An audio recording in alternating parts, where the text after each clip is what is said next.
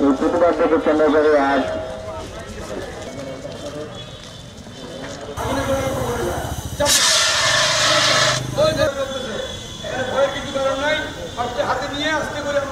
আজকে আন্তর্জাতিক দুর্যোগ প্রশমন দিবস 2025 আমরা পালন করছি। প্রত্যেক বছরই এই দিবসটা পালন করা হয়।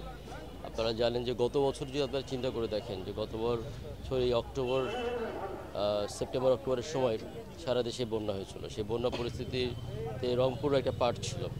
আমরা সেই বন্যা পরিস্থিতি মোকাবেলা করেছি। বাংলাদেশে দুর্যোগের সর্বপ্রথম যে দুর্যোগ আমাদের মাথায় আসে সেটা হচ্ছে বন্যা।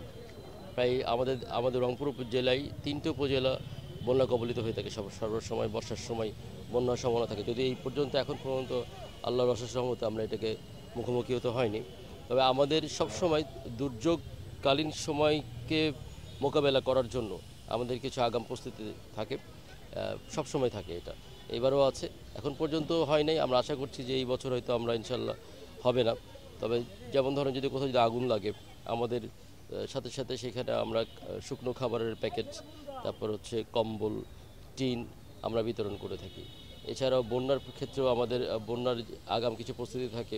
আমাদের স্মার্ট প্যাকেট আছে, সেই প্যাকেটগুলো রেডি থাকে। তারপর হচ্ছে যে নৌকা রেডি থাকে। যারা দুর্যোগ কবলিত মানুষ যদি হঠাৎ করে তারা নিরাপদ শেল্টারে যেতে না পারে, তো সেক্ষেত্রে নিরাপদ শেল্টারে তাদেরকে সরিয়ে নিয়ে আসার জন্য আমাদের যানবাহনের ব্যবস্থা রাখা থাকে।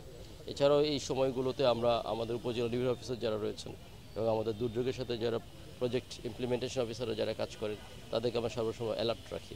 এছাড়াও যে সকল খবরাখবরগুলো পেপার পত্রিকায় এবং নিউজে আমরা দেখতে পাই সারাক্ষণ এই দুর্যোগকালীন সময়, সেগুলোর ব্যাপারে আমরা সবসময় সচেতন থাকি। এবং মানুষকে আমরা এই দিবসের মাধ্যমে আমাদের মেসেজটা হচ্ছে যে দুর্যোগ সময়কালীন সময়ে যেন আমরা সকলে ঘাবড়ে না, যে ভয় না পেয়ে সেটাকে মোকাবেলা করার জন্য আমাদেরকে সকলকে আগাম সচেতন হতে হবে।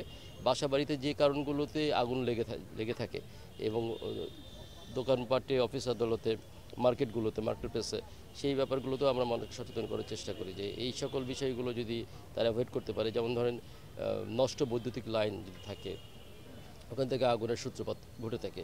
তারপর অনেক সময় দেখা যায় যে অনেকেই হয়তো মোমবাতি জ্বালিয়েছিলেন বা কয়েল জ্বালিয়েছিলেন, সেটা না নিভিয়েই চলে গেছেন শপিং মল থেকে, সেক্ষেত্রেও অনেক সময় সেটাও একটা কারণ হতে পারে। এরকম আরও নানাবিধ কারণ আছে। এই ব্যাপারগুলোকে আমরা মানুষকে সর্বসময় আমরা চেষ্টা করি সচেতন রাখতে। আমরা দুর্যোগ এবং দুর্ঘটনা এই দুটো নিয়ে কাজ করি, আর দুর্যোগ মোকাবেলার জন্য আমরা সার্বক্ষণিক প্রস্তুত। আমার টিম 30 সেকেন্ডের মধ্যে যে কোনো দুর্যোগ বা যে কোনো দুর্ঘটনার সংবাদ পেলে স্টেশন লিভ করে ঘটনাস্থলে রওনা হয়ে যায়। আর আজকে যেহেতু দুর্যোগ প্রশমন দিবস, আজকের প্রতিপাদ্য হচ্ছে সম্মিলিত উদ্যোগ প্রতিরোধ করে দুর্যোগ। সম্মিলিত উদ্যোগ যদি থাকে তাহলে আমরা যে কোনো দুর্যোগ মোকাবেলা করতে পারবো। আর আমাদের যে আজকে ফায়ার ডেমনস্ট্রেশনটা হলো, এটার উদ্দেশ্য হচ্ছে কমিউনিটি এলাকার লোকজন যারা উপস্থিত ছিল তাদেরকে আগুনের প্রাথমিক স্টেজে কীভাবে অগ্নিনির্বাপন করতে হবে এবং যে কোনো দুর্ঘটনার জন্য কীভাবে আমাদের সাথে কমিউনিকেশন করতে হবে সেই নাম্বারটা আমরা দিয়ে দিছি। 102-017332-707172 এই নাম্বারের মাধ্যমে আমাদের রংপুর কন্ট্রোল রুমে যোগাযোগ করলে আমরা দ্রুত 30 সেকেন্ডের মধ্যে সেবা দেওয়ার জন্য চেষ্টা করব। আমরা ফায়ার সার্ভিস দুর্ঘটনা দুর্যোগে সবার আগে সবার পাশে।